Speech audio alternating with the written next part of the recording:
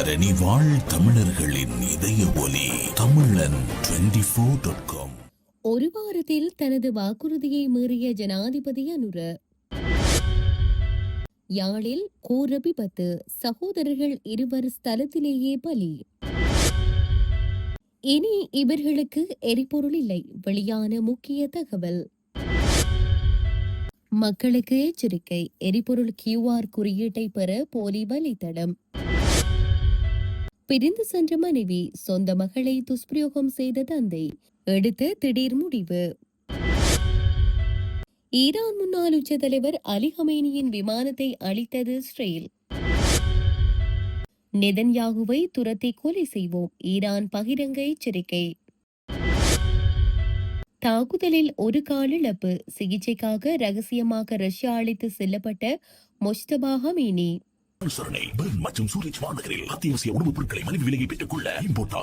தொடர்பென விரிவான செய்திகள். 2 மாதங்களுக்கு நாட்டில் எரிசக்தி பிரச்சினை ஏற்பட அனுமதிக்க மாட்டேன் என்று இளம் தொழில் முனைவோர் சம்மேளனத்தின் பொது சபையில் கடந்த வாரம் 2 முறை ஜனாதிபதி உறுதியளித்தார். மேலும் கடந்த வாரம் அளித்த வாக்குறுதியை ஒரு வாரத்தில் மீறும் ஜனாதிபதியை நாடு இப்போது கண்டுள்ளதென்று ஸ்ரீலங்கா பொதுஜன பெரமுனவின் பொதுச் செயலாளரும் முன்னாள் நாடாளுமன்ற உறுப்பினருமான சட்டத்தரணி சாகர காரியவசம் நேற்று தெரிவித்தார். பத்திரமுள்ள நெலும் மாவட்டத்தில் உள்ள ஸ்ரீலங்கா பொதுஜன பெரமுன கட்சி தலைமையகத்தில் நேற்று நடைபெற்ற ஊடகவியலாளர் சந்திப்பில் வழக்கறிஞர் சாகர காரியவசம் இவ்வாறு தெரிவித்தார். கடந்த வாரம் இளம் தொழில் முனைவோர் வர்த்தக சபையின் பொதுக்கூட்டத்தில் கலந்து கொண்ட ஜனாதிபதி தனது உரையின் போது இந்த நாட்டின் உள்ளூர் இளம் தொழில் முனைவோருக்கு 2 மாதங்களுக்கு இந்த நாட்டில் எரிசக்தி பிரச்சினை ஏற்பட அனுமதிக்க மாட்டேன் என்றும் தொடர்ச்சியான எரிசக்தி விநியோகத்தை உறுதி செய்வேன் என்றும் 2 முறை கூறினார். இருப்பினும் ஒரு வாரத்திற்கு பிறகு தனது வாக்குறுதியை மீறுவதன் மூலம் இந்த நாட்டில் தொழில் முனைவோரின் நாட்டின் பொருளாதாரத்திற்கு எவ்வாறு பங்களிக்க முடியும் என்பதை ஜனாதிபதி புரிந்து கொள்ளாமல் இருப்பது மிகவும் வருத்தமளிக்கும் சூழ்நிலை என தெரிவித்தார். யாழ்ப்பாணத்தில் நேற்று மாலை இடம்பெற்ற வீதி விபத்தில் சகோதரர்கள் இருவர் சம்பவ இடத்திலேயே உயிரிழந்துள்ளனர். கொழும்புத்துறை பகுதியை அண்டிய பகுதியில் நேற்றைய தினம் மாலை இடம்பெற்ற குறித்த விபத்தில் மணியம் தோட்டம் பகுதியைச் சேர்ந்த பிரெட்லி, அவரது சகோதரியான டிலக்ஸி ஆகியோரே உயிரிழந்துள்ளனர். சகோதரர்களான இருவரும் மோட்டார் சைக்கிளில் பயணித்த போது பவுசருடன் மோதி விபத்துக்குள்ளாகியுள்ளனர். சம்பவம் தொடர்பில் யாழ்ப்பாண காவல்துறையினர் விசாரணைகளை முன்னெடுத்துள்ளனர். எரிபொருள் பெறுவதற்காக வரிசையை மீறி வருபவர் எவருக்கும் அதற்கான சந்தர்ப்பம் வழங்கப்பட மாட்டாது என போக்குவரத்து கட்டுப்பாடு மற்றும் வீதி பாதுகாப்பு பிரிவுக்கு பொறுப்பான பிரதி போலீஸ் மா அதிபர் WPJ சேனாதீர தெரிவித்துள்ளார்.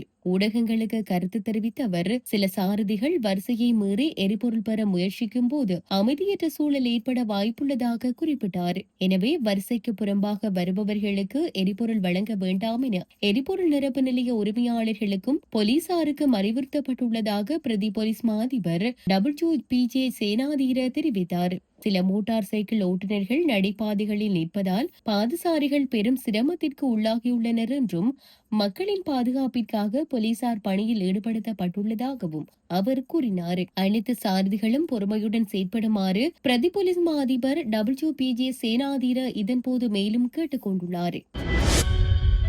அரசாங்கத்தின் அதிகாரப்பூர்வ எரிபொருள் QR குறியீட்டை பெறுவதற்கான அதிகாரப்பூர்வ ஆன்லைன் தளத்தை ஒத்ததாக அமைக்கப்பட்ட போலி வலைத்தளங்கள் குறித்து தகவல் தெரிவிக்கப்பட்டுள்ளதாக இலங்கை பெட்ரோலிய கூட்டுத்தாபனத்தின் நிர்வாக பணிப்பாளர் மயூரா நெத்திகுமாரகே தெரிவித்துள்ளார்.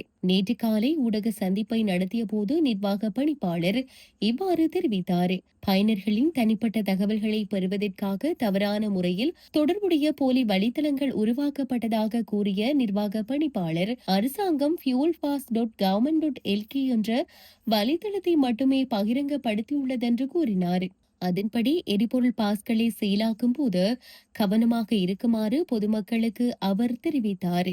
இதற்கிடையில் நேற்று காலை எரிபொருளை ஏற்றிக்கொண்டு மற்றொரு கப்பல் நாட்டிற்கு வந்துள்ளதாகவும் தெரிவித்துள்ளார்.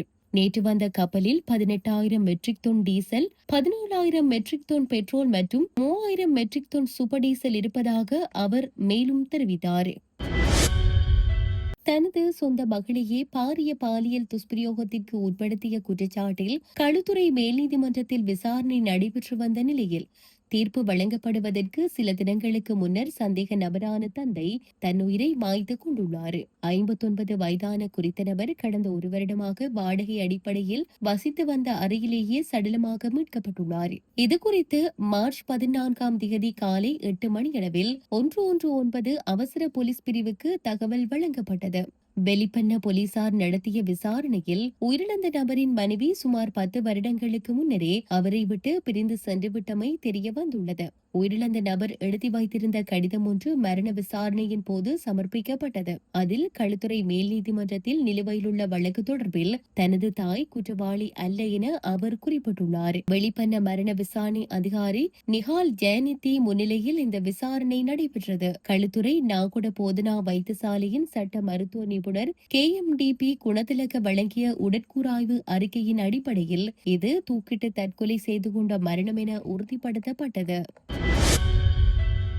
ஈரானின் மறைந்த உச்ச தலைவர் அலி ஹமேனி பயன்படுத்திய விமானத்தை தெஹ்ரானின் மெக்ராபாத் விமான நிலையத்தில் இரவு முழுவதும் நடத்தப்பட்ட தாக்குதலில் அழித்துவிட்டதாக ஆஸ்திரேலிய ராணுவம் தெரிவித்துள்ளது. ஆயுதங்களை வாங்குவதற்கும் நட்பு நாடுகளுடன் ஒருங்கிணைப்பதற்கும் இந்த விமானத்தை மற்ற உயர் ஈரானிய அதிகாரிகள் மற்றும் ராணுவ வீரர்கள் பயன்படுத்தியதாக அது கூறுகிறது. அத்துடன் ஆஸ்திரேலிய ராணுவத்தின் முக்கிய இலக்குகளில் ஒன்று ஈரானில் உள்ள ஏவுகணைகளை அளிப்பதாகும். இவற்றில் 70% இப்போது அளிக்கப்பட்டு விட்டதாக அல்லது பயன்பாட்டிலிருந்து நீக்கப்பட்டுள்ளதாக ஒரு ஆஸ்திரேலிய அறிக்கை தெரிவித்துள்ளது.